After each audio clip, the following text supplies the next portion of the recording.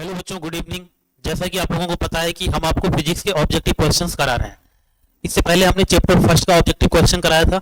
आज हम बात करेंगे चैप्टर सेकंड के ऑब्जेक्टिव क्वेश्चंस की।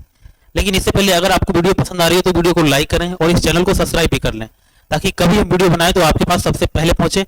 और अपने साथियों को भी इस चैनल को शेयर करिए, ताकि ये सब वीडियो और लोगों के पास भी पहुंचे और सभी लोग अच्छे से पढ़ाई कर पाए। देखिए, अब हम स्टार्ट करेंगे चैप्टर सेकंड। क्या है? इलेक्ट्रिक पोटेंशियल एंड कैपेसिटर, अर्थात स्थिर वैद्युत विभव तथा धारिता। इस चैप्टर का हम पहला क्वेश्चन की बात करेंगे। देखिए, पहला क्वेश्चन स्क्रीन पर आ गया है। विद्युत क्या है? विभव प्रवणता। विभव प्रवणता का मतलब होता है स्लोप। जब हम विभव का स्लोप निकालेंगे तो कैसे निकालेंगे? डीवी अपॉन डीएक्स लिखेंगे, सिंपल है। तो डीवी अपॉन डीएक्स जहां पे लिखा होगा वही क्या होगा? विभव प्रवणता होगा। तो ऑप्शन सी में दिख रहा है, इसलिए ऑप्शन सी क्या हो जाएगा? Option C is right answer. Next question पे चलेंगे। विद्युत विभव बराबर क्या होगा? अब हमें बताना है विद्युत विभव बराबर क्या होगा। जैसे विभव का मतलब क्या होता है? विभव को बोलते हैं पोटेंशियल। तो विभव का डेफिनेशन हम लोगों ने क्या पढ़ा है? हम लोगों ने पढ़ा है कि किसी चार्ज को जब हम अनंत से एक निश्चित बिंदु तक लाएंगे, तो अनंत से निश्चित बिंदु तक लाने में, इनफाइनाइट से निश्चित बिंदु तक लाने में किसी भी चार्ज, मान लो चार्ज क्यू को अनंत से हम निश्चित बिंदु तक लाएंगे, तो यहां तक लाने में जो कार्य होगा डब्ल्यू, उस कार्य को जब हम चार्ज से भाग दे देंगे डब्ल्यू अपॉन क्यू कर देंगे, तो क्या हो जाएगा? विभव हो जाएगा। तो विभव बराबर क्या होगा? W upon Q. इसलिए option number B right answer होगा। नेक्स्ट क्वेश्चन पे चलेंगे। क्वेश्चन में देखते हैं क्या है। एक फैरेड बराबर होता है। अब फैरेड क्या होता है? कैपेसिटर का यूनिट होता है। तो फैरेड जानेंगे, फैरेड कैसे निकालेंगे? हमें पता है सी बराबर क्या होता है। सी बराबर होता है क्यू अपन वी। अब क्यू अपन वी कैसे आया? जैसे हम लोगों ने संधारित्र देखा, इस तरह से होता है। दो प्लेट होती है, पैरेलल प्लेट, उनके बीच में कोई माध्यम अथवा निर्वात रखते हैं तो क्या बनता है? संधारित्र बनता है। संधारित्र एक ऐसा उपकरण है जिसमें हम क्या करते हैं? आवेश को फीड करते हैं। जब हम आवेश को फीड करते हैं तो क्या होता है? आवेश को फीड करने से उसमें क्या होता है? विभव बढ़ता है। यानी आवेश की फीड करने के समानुपाती होता है विभव, Q समानुपाती V। तो जब हम समानुपाती का चिन्ह हटाएंगे तो क्या हो जाएगा? Q बराबर CV। और जो C होता है इसी को बोलते हैं धारिता, जो क्या होता है? Q अपन V के बराबर होता है। अब यहाँ पे Q अपन V है, तो Q क्या होता है? कूलाम। Q को हम कैसे मेजर करते हैं? कूलाम से। V को कैसे करते हैं? V को करते हैं वोल्ट से। ठीक है, तो यहां से एक कूलाम, इसको बोलेंगे कूलाम। कूलाम वही है वोल्ट। तो एक तो धारिता का यूनिट हो गया कूलाम पर वोल्ट। ठीक है, यहां से देखते हैं हम एक फैरेड बराबर कितना होगा। अब कूलाम का जो इसका यूनिट होता है ये होता है फैरेड। कैपेसिटर का क्या होता है? फैरेड। अब यहाँ पे बताना है C और नीचे है B, तो B को जब ऊपर ले जाएंगे तो क्या हो जाएगा? B की पावर -1। तो जहां पे C B की पावर -1 होगा वही ऑप्शन आपका राइट आंसर होगा। इसलिए B में क्या है? C B की पावर -1 है, इसलिए क्या हो जाएगा? B option is right answer. Next question पे चलेंगे। Question number 4। आवेशित चालक की स्थितिज ऊर्जा होती है। कोई भी चालक है जो आवेशित हो चुका है, उस चालक की स्थितिज ऊर्जा क्या होगी? तो इसका सिंपल सा सूत्र है, U बराबर होता है 1/2 CV²। ये आपको स्थितिज ऊर्जा होती है, वो होती है 1/2 CV²। अब 1/2 CV², कोई भी चालक अगर आवेशित होगा तो उसकी ऊर्जा, स्थितिज ऊर्जा इतनी होगी। अब इसको देखेंगे किस ऑप्शन में है। 1/2 CV² ऑप्शन नंबर 2 में है, इसलिए आपका option number V is right answer होगा। अब चलेंगे अगले क्वेश्चन पर। क्वेश्चन किसी सूक्ष्म विद्युत द्विध्रुव के मध्य बिंदु से बहुत दूर r पर जो विद्युत विभव होगा वो किसके समानुपाती होगा, ये बताना है। मतलब एक हम लेंगे विद्युत द्विध्रुव। विद्युत द्विध्रुव जानते हैं आप लोग क्या होता है? -Q और +Q चार्ज का एक ऐसा सिस्टम होता है जो आपस में r दूरी पर या 2r दूरी पर रखे होते हैं। तो ऐसे सिस्टम जहां पे एक माइनस और एक प्लस चार्ज आपस में कुछ दूरी पर रखे हो, उसको बोलेंगे विद्युत द्विध्रुव। अब इस द्विध्रुव की वजह से हमें डिस्टेंस r कहीं पे भी हो सकता है, वहां पे क्या निकालना है? वहां पे गणना करनी है विद्युत विभव की। कितना होगा विद्युत विभव? अब देखिए, जो B बराबर होता है इसकी वजह से उसका मान होता है 1/4πε0 P/r²। हम लोगों ने पढ़ रखा है। अब आप ध्यान से देखेंगे तो V जो है वो किसके समानुपाती है? 1/r² के समानुपाती है। इसलिए आपका ऑप्शन देखिए कौन सा ऑप्शन राइट होगा। देखिए यहाँ पे r नहीं होगा, यहाँ 1/r भी नहीं होगा, ये वाला भी नहीं होगा, ये तीनों नहीं होंगे तो कौन सा हो जाएगा? Option C is right answer. चलिए चलते हैं नेक्स्ट क्वेश्चन पे। Question number 6। अब देखिए 6 क्वेश्चन में कहा कि एक स्टेट कूलाम कितने कूलाम के बराबर होता है। एक फैक्चुअल क्वेश्चन है, यहाँ पे आपको याद रखना है एक स्टेट कूलाम किसके बराबर होगा? ये बराबर होगा 3 × 10⁻⁹ के बराबर। Next question, question number 7। अब देखिए 7 नंबर क्वेश्चन में क्या है? यहाँ पे क्वेश्चन 7 है, निम्नलिखित में से किस राशि का मात्रक V/m होता है? किस राशि का मात्रक V/m होता है? V फॉर वोल्ट और M फॉर मीटर। अब सबसे पहले हम देखेंगे कौन कौन सी राशि लिखी हुई है। पहला ऑप्शन है विद्युत फ्लक्स, दूसरा है विद्युत विभव, तीसरा है विद्युत धारिता और चौथा है विद्युत क्षेत्र। तो हम यहाँ से चेक करेंगे विद्युत क्षेत्र के बारे में। विद्युत क्षेत्र सबसे पहले आप लोगों ने ये चीज पढ़ रखी होगी, F बराबर क्यू ई। यहाँ पे जो E है वो क्या है, विद्युत क्षेत्र, F क्या है, विद्युत बल है, Q है चार्ज। E बराबर एक और फार्मूला होता है, E बराबर होता है B अपान डी, मतलब विभव और अपान में डिस्टेंस यानी डी मीटर। तो B को बोलते हैं वोल्ट और D को बोलते हैं मीटर। तो B अपान एम किसका हो जाएगा, इस हिसाब से हो जाएगा विद्युत क्षेत्र का मात्रक हो जाएगा। तो यहाँ विद्युत क्षेत्र मतलब option D is right answer. अगला क्वेश्चन देखिए, अगला क्वेश्चन क्या है, प्रभावी धारिता 5 माइक्रोफैरड को प्राप्त करने के लिए सिर्फ 2 माइक्रोफैरड के कम से कम कितने संधारित्र की आवश्यकता होगी। जब हमें प्रभावी धारिता चाहिए 5 माइक्रोफैरड, तो हमारे पास 2 माइक्रोफैरड के संधारित्र है, तो हम कितने संधारित्र इसमें से लेंगे, 4 लेंगे या 3 लेंगे या 6 लेंगे या 9, ताकि हमें प्रभावी धारिता जो है वो 5 माइक्रोफैरड प्राप्त हो जाए। दो चीजें होती हैं यहाँ पे, जब हम संधारित्र लेते हैं तो उनका दो तरह से जोड़ते हैं। एक तो उनका होता है समांतर क्रम और एक होता है श्रेणी क्रम। जब हम श्रेणी क्रम और समांतर क्रम दोनों पढ़े हैं तो उसमें देखते हैं कि उनका प्रभावी धारिता कैसे निकालते हैं। समांतर क्रम में हम क्या करते हैं, C बराबर करते हैं C1 प्लस C2, जितना भी हो सब प्लस कर देते हैं। श्रेणी में क्या करते हैं, 1/C बराबर 1/C1 plus 1/C2 plus 1/C3। अब हमारे पास 2 माइक्रोफैरड के संधारित्र है, यहाँ पे 2 माइक्रोफैरड के। अब हम देखेंगे इनको कैसे जोड़ें हम, ताकि हमें कम से कम 5 माइक्रोफैरड का प्रभावी धारिता का संधारित्र मिले और क्या हो और कितना हमें लेना होगा। तो देखिए हम क्या करेंगे, समांतर क्रम में जोड़ेंगे क्योंकि इसी में धारिता उच्च प्राप्त होती है। जब इसमें हम जोड़ेंगे तो क्या करेंगे, कितने संधारित्र लेने पड़ेंगे। अगर हम 2 में 2 जोड़ देंगे तो 4 हो जाएगा, हमें कितना चाहिए 5, तो हमें एक और जोड़ेंगे 6 हो जाएगा। जब 6 हो गया इसका मतलब 5 भी होगा, इसीलिए 1, 2 और 3 कितने संधारित्र की जरूरत पड़ेगी, 3 संधारित्र की जरूरत पड़ेगी 2 माइक्रोफैरड की। देखिए कौन सा ऑप्शन होगा, option B is right answer. यहाँ पे कम से कम 3 संधारित्र अगर आपके पास है 2 माइक्रोफैरड के, तो आप प्रभावी धारिता 5 माइक्रोफैरड आसानी से प्राप्त कर लेंगे। चलते हैं अगले क्वेश्चन पे। अगला क्वेश्चन आता, अगला क्वेश्चन है क्वेश्चन नंबर 9। अब देखिए यहाँ पे देखते हैं, यदि शीशे की एक पट्टी को वायु संधारित्र की प्लेटों के बीच खिसकाया जाए तो इसकी धारिता, मतलब समांतर प्लेट संधारित्र का जो डायग्राम आप लोगों ने देखा होगा वो ऐसे होता है। 2 प्लेट होती हैं जिसके बीच में हम कोई मीडियम रख देते हैं या तो निर्वात रखते हैं या कोई भी चीज रख देते हैं, क्योंकि इसके बीच में कोई पराविद्युत पदार्थ भर देते हैं। तो पराविद्युत पदार्थ भरने से या कोई भी मटेरियल भरने से इसकी धारिता क्या होती है, बढ़ती है। कभी भी कोई पदार्थ रखते हैं इसकी धारिता क्या होगी, बढ़ेगी। तो यहाँ पे क्या है, यहाँ पे हमने एक प्लेट को खिसकाया है, तो प्लेट को जो खिसकाएंगे बीच में तो धारिता क्या होगी, सिंपल है, बढ़ेगी। Option A is right answer. चलते हैं अगले क्वेश्चन पे। अगला क्वेश्चन है, 1 माइक्रोफैरड धारिता के 2 संधारित्र समांतर क्रम में जुड़े हैं, इनके श्रेणी क्रम में 0.5 माइक्रोफैरड का एक तीसरा संधारित्र जुड़ा है, परिणामी धारिता होगी। देखिए ऐसे क्वेश्चन एग्जाम में कई सवाल ऐसे आते हैं। यहाँ पे संधारित्र जोड़ के बात हो रही है, कुछ क्वेश्चन ऐसे भी आएंगे जहाँ पे प्रतिरोधों को जोड़ा होगा। तो हमने आपको प्रतिरोधों का श्रेणी क्रम और समांतर क्रम संयोजन भी पढ़ाया है और संधारित्र वाला भी पढ़ाया है। तो जब संधारित्र वाला क्वेश्चन आएगा तब कैसे करेंगे और प्रतिरोध वाला आएगा तब कैसे करेंगे, दोनों में थोड़ा सा फर्क होता है। आइए आपको समझाते हैं। देखिए यहाँ पे संधारित्र है और कैसे जुड़े हैं, पहले तो समांतर क्रम में जुड़ा है, उसके बाद में श्रेणी क्रम में भी जुड़ा हुआ है। तो देखिए समांतर क्रम का मतलब है कि हमने एक समांतर प्लेट संधारित्र को लिया और ऐसे जोड़ दिया इस तरह से। ये कौन सा क्रम हो गया, ये हो गया आपका समांतर क्रम, इन पैरेलल में जोड़ दिया। पहला है 1 माइक्रोफैरड का, दूसरा है 1 माइक्रोफैरड का। तो इन दोनों का जब हम तुल्य प्रतिरोध निकालेंगे तो वो कितना होगा, तुल्य धारिता निकालेंगे तो कितना होगा, C बराबर C1 प्लस C2, मतलब 1 प्लस 1 बराबर 2 माइक्रोफैरड। अब इन दोनों संधारित्र का जो तुल्य धारिता है वो क्या हो गया, 2 माइक्रोफैरड। इसके बाद में क्वेश्चन में बोला है कि श्रेणी क्रम में 0.5 माइक्रोफैरड का एक तीसरा संधारित्र भी जोड़ा गया है। तो यहाँ पे हम तीसरा संधारित्र जोड़ेंगे जिसका धारिता कितना है, 0.5 माइक्रोफैरड। अब देखिए ये 2 माइक्रोफैरड है प्रभावी धारिता और ये इसके साथ में कैसे जुड़ा है, इस श्रेणी क्रम में जुड़ा है। जब श्रेणी क्रम में जुड़ा है तो इसका जो फार्मूला बनेगा 1/C डैश बराबर 1/C1 प्लस 1/C2। और यहाँ पे जो C1 होगा वो कितना होगा, वो 2 माइक्रोफैरड होगा और C2 का मान कितना होगा, 0.5 माइक्रोफैरड।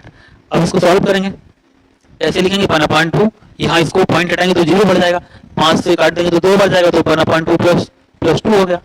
इसको सॉल्व करेंगे तो कितना हो जाएगा, 5/2 हो जाएगा। इसका मतलब है कि 1/C डैश बराबर कितना आया, 5/2। तो C डैश मतलब उल्टा कर लेंगे तो कितना हो जाएगा, 2/5। उल्टा करेंगे तो 2/5 हो जाएगा। अब इसको सॉल्व करने के लिए पहले हम पॉइंट लगाएंगे, तो यहाँ पे 0 बढ़ाएंगे, फिर 5 होके 20, तो कितना आ जाएगा 0.4 माइक्रो फैरेड। तो जो तुल्य प्रतिरोध आएगा इन तीनों संधारित्र का वो कितना आएगा 0.4 micro farad. Option D is right answer. इसी तरह से आप करेंगे। क्वेश्चन नंबर नेक्स्ट में चलते हैं। क्वेश्चन नंबर नेक्स्ट है, दो समान धारिता 8C, पहले संधारित्र को समझ, 8C नहीं बल्कि 8F, क्योंकि संधारित्र की धारिता का जो मात्रक होता है वो F होता है। यहाँ भी आपका ऑप्शन में F रहेगा, हर जगह F कर लीजिए, क्योंकि धारिता का मात्रक होता है F। बाह्य संधारित्र को समांतर क्रम में जोड़ने पर उसकी समतुल्य धारिता होगी। यहाँ पे दो समान धारिता के संधारित्र हैं जिनकी धारिता कितनी है 8 फैरेड। दो हैं तो यहाँ पे भी एक 8 फैरेड लिखेंगे, लेकिन इसको जोड़ा गया है समांतर क्रम में। समांतर क्रम का मतलब है एक धारिता वाला हमने संधारित्र यहाँ पे जोड़ा है और दूसरा हमने इसमें ऐसे जोड़ दिया, ठीक है। इसका भी धारिता 8 फैरेड है और इसका भी धारिता 8 फैरेड। धारिता को अंग्रेजी में बोलते हैं कैपेसिटेंस। तो इन दोनों का 8 फैरेड है, समांतर क्रम हो रहा है। जब समांतर क्रम होता है तो हम क्या करते हैं, हम करते हैं C डैश बराबर C1 प्लस C2, सिंपल जोड़ देते हैं समांतर क्रम में। वहीं अगर हम प्रतिरोध की बात कर रहे होते तब क्या होता, प्रतिरोध भी उल्टा होता है। अगर हम प्रतिरोध को यहाँ पे जोड़ दें तो क्या हो जाता 1/R डैश बराबर 1/R1 प्लस R2। ये किसके लिए होता, ये समांतर के लिए, और यहाँ समांतर के लिए क्या है, इस तरह से डायरेक्ट जोड़ रहे हैं। यहाँ श्रेणी क्रम के लिए क्या होता है R डैश बराबर R1 प्लस R2, ये किसके लिए होता है श्रेणी क्रम के लिए। और श्रेणी क्रम में यहाँ क्या होगा, यहाँ उल्टा होता है, यहाँ 1/C डैश बराबर 1/C1 प्लस 1/C2। प्रतिरोध में जो आपने पढ़ा है उसी का उल्टा आप कर दीजिए तो आप संधारित्र में पहुंच जाएंगे। अब देखिए समांतर क्रम में हमने जोड़ा है, इसका हम तुल्य प्रतिरोध निकालेंगे, तुल्य धारिता निकालेंगे तो क्या हो जाएगा C डैश बराबर 8 प्लस 8 जोड़ देंगे तो कितना हो जाएगा 16 फैरेड। तो 16 फैरेड जो ऑप्शन होगा वही आपका राइट आंसर होगा। 16 फैरेड आपका ऑप्शन ए में है, इसीलिए आपका option A is right answer. Next question पे चलते हैं। क्वेश्चन नंबर 12, देखिए यहाँ पे है कि विद्युत धारिता का मात्रक होता है। अब विद्युत धारिता का मात्रक अभी आपको बताया है माइक्रो फैरेड। फैरेड कितनी बार बोला है फैरेड, तो देख लीजिए ऑप्शन फैरेड कहाँ पे है, C option is right answer farad. Next question,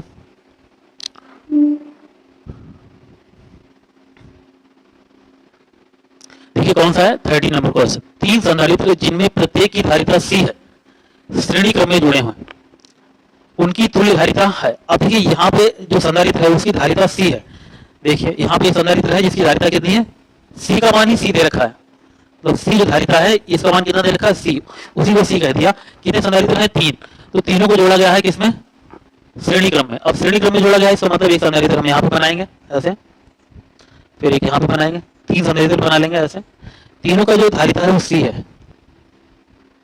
अब तीनों को श्रेणी क्रम में जोड़ा गया है तो हम क्या करेंगे, इसको C1 मानेंगे, इसको C2, इसको C3। इनका तुल्य प्रतिरोध कैसे निकालेंगे, 1/C1 1/C डैश बराबर 1/C1 plus 1/C2 plus 1/C3। अब हर जगह C1 C2 C3 का मान रख देंगे तो कितना मान है, हर जगह एक ही मान है C है तीनों, क्योंकि तीनों संधारित्र का मान C है, लिखा है प्रत्येक की धारिता C है। तो जब हम इसको एलसीएम लेंगे तो क्या हो जाएगा 3 और अपन में C हो जाएगा। लेकिन 3/C वो किसके बराबर है, 1/C डैश के बराबर है 3/C। यहाँ से अगर हम C डैश का मान निकालेंगे क्योंकि तुल्य धारिता तो C डैश है ना, तो C डैश बराबर हो जाएगा C/3। अब देखते हैं ऑप्शन में तुल्य धारिता क्या होगी, 3C नहीं होगी, 1/C भी नहीं होगी, 1/3C भी नहीं होगा। Option C right answer, C/3 होगा। जैसा हमने किया आप समझ गए होंगे कैसे किया है। यहाँ पे कुछ भी कह सकता है, यहाँ पे कोई मान दे देगा तो उसको भी हमें ऐसे ही करना है। और ऐसे कई क्वेश्चन आपके एग्जाम में आएंगे। अगर आपको ये कॉन्सेप्ट पता है तो आप आसानी से 1 नंबर पा सकते हैं। देखते हैं अगले क्वेश्चन में।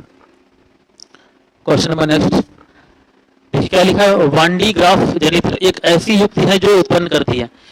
वान डी ग्राफ जनरेटर एक ऐसा उपकरण है जो क्या करता है, प्रत्यावर्ती शक्ति को उत्पन्न करता है, या उच्च आवृत्ति की धारा को उत्पन्न करता है, या उच्च वोल्टता को उत्पन्न करता है। लास्ट में है क्या, जल विद्युत को उत्पन्न करता है।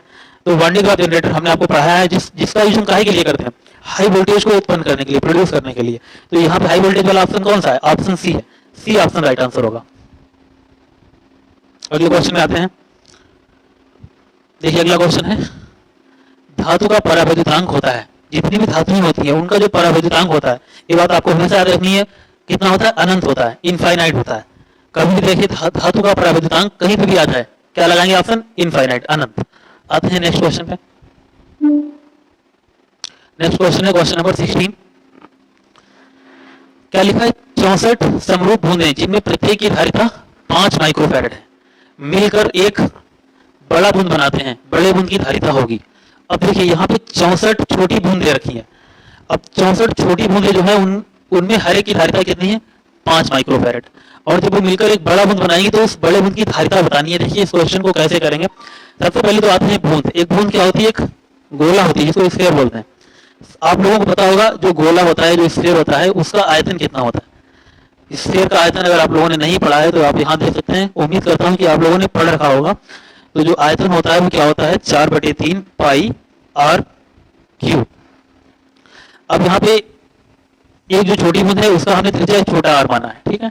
और जो बड़ा बूंद बनाएंगे उसका त्रिज्या हम कैपिटल आर मान लेंगे, तो उसका हो जाएगा 4/3 पाई आर क्यूब। ऐसे ये बड़ी बूंद का हमने आयतन यहाँ पे लिखा है, छोटी बूंद का। अब ध्यान से देखिए कितनी छोटी बूंदें हैं, 64 हैं।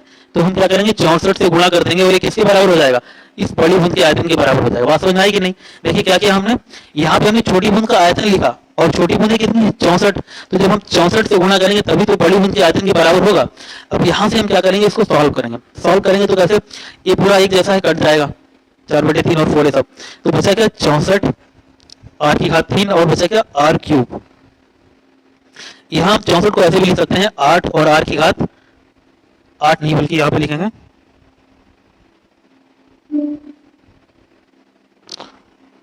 देखिए यहाँ पे 64 को लिख सकते हैं 4 आर की घात 3 और यहाँ लिख सकते हैं आर की घात 3। अब देखिए यहाँ से कंपैरिजन करेंगे तो कैपिटल आर बराबर कितना आएगा, कैपिटल आर बराबर आ जाएगा 4 इंटू आर। मतलब जो कैपिटल आर है वो छोटी बूंद की त्रिज्या है उसका 4 गुना है। अब आप लोगों ने धारिता का मान पढ़ रखा होगा, सी बराबर क्या होता है, सी बराबर होता है 4 पाई एप्सिलॉन इंटू ए या आर आता है, ऐसे आर आता है, ठीक है। और यहाँ पे हम छोटी बूंद और बड़ी बूंद को लेके करना है तो हम एक को सी डैश मान लेंगे और एक को सी डबल डैश मान लेंगे। ये छोटी बूंद के लिए और सी डबल डैश बड़ी बूंद के लिए 4 पाई एप्सिलॉन और कैपिटल आर। अब हम यहाँ पे देखेंगे छोटी आर जो है, छोटा आर जो उसका मान दे रखा है कितना है, सी डैश बराबर, इसको ऐसे लिख लेते हैं, यहाँ पे रुक जाएगा, ठीक, सोच लेते हैं कैसे होगा, यहीं से स्टार्ट हो जाएगा बाद में, ठीक। सी डैश बराबर 4 पाई और एप्सिलॉन आर का मान है 4 आर 5 माइक्रोफैरेड।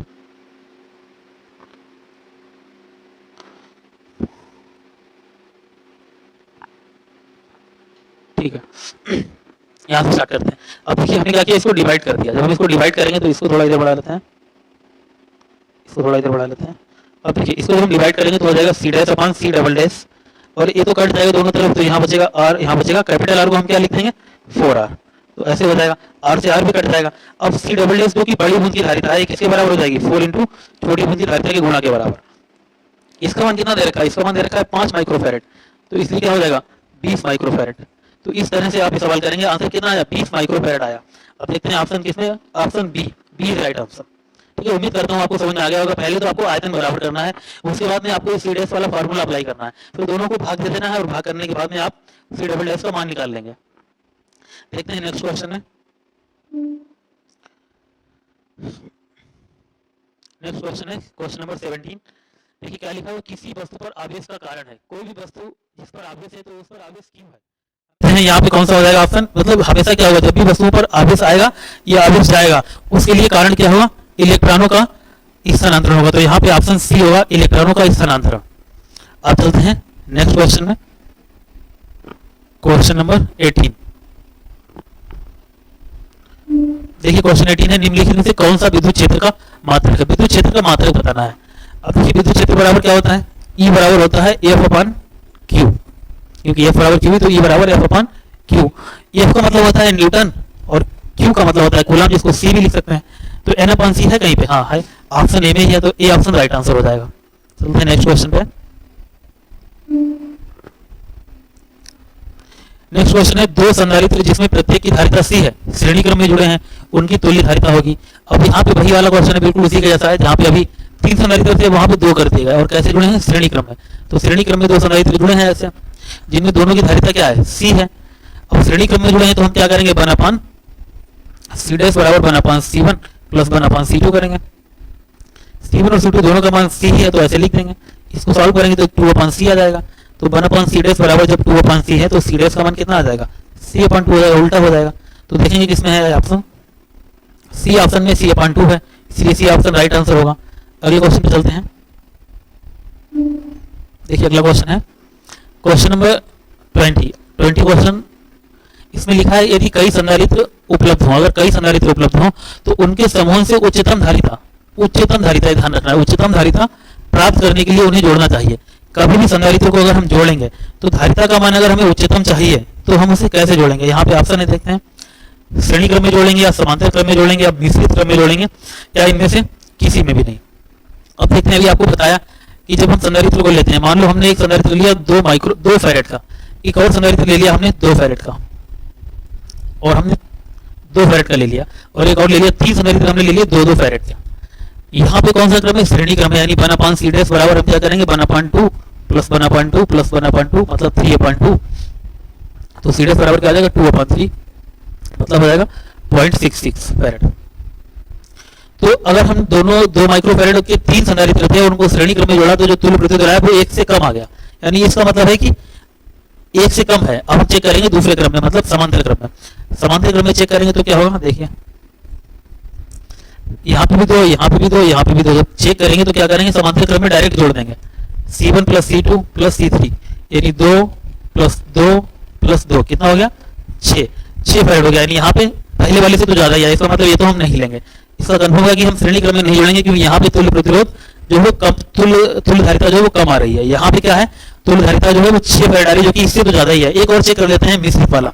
मिश्रित में क्या कर सकते हैं, हम 2 को समांतर में जोड़ सकते हैं और उसके बाद में 1 को श्रेणी में जोड़ देंगे, ऐसे ये मिश्रित हो गया। या हम 2 को श्रेणी में जोड़ दें और 1 को समांतर में जोड़ दें, वैसा भी कर सकते हैं। यहाँ पे इसका 2 है और यहाँ भी इसका 2 है, जब हम दोनों को जोड़ेंगे 2 2 4 हो जाएगा। अब 4 में हम ये वाला जोड़ेंगे, ये कितना, ये भी 2 है, तो इसको जब जोड़ेंगे श्रेणी क्रम में तो 1/c बराबर 1/4 प्लस 1/2। इसको जब सॉल्व करेंगे तो 3/4 हो जाएगा। 3/4 का मतलब c बराबर आ जाएगा 4/3 विच इज 1.3। ये भी हमारा 6 से कम आया है ना। तो कहने का मतलब यह है कि जब हम संधारित्र को समांतर क्रम में जोड़ते हैं तो धारिता कैसी होती है, उच्चतम धारिता होती है। उच्चतम धारिता प्राप्त करने का एक ही तरीका है कि हम संधारित्र को क्या करें, समांतर क्रम में जोड़ दें। तो ऑप्शन बी राइट आंसर। हमेशा याद रखना, कैसे आया आपको बता भी दिया है, ठीक है। तो इस तरह से हमने आपको आज चैप्टर 2 के 20 क्वेश्चन कराए हैं। उम्मीद करता हूँ आपको ये क्वेश्चन पसंद आए होंगे। अगर आपको ये क्वेश्चन पसंद आए हों तो इस वीडियो को जरूर लाइक करें और अपने दोस्तों को भी इस वीडियो को शेयर करें और चैनल को सब्सक्राइब भी कर लें, ताकि इसके बाद में हम जब कोई भी वीडियो बनाए तो आपके पास सबसे पहले पहुंचे और आपकी तैयारी इसी तरह से बेहतर बनती रहे। उम्मीद करता हूं कि आप लोगों को समझ में आ रहा होगा। इधर काटना ही है लास्ट।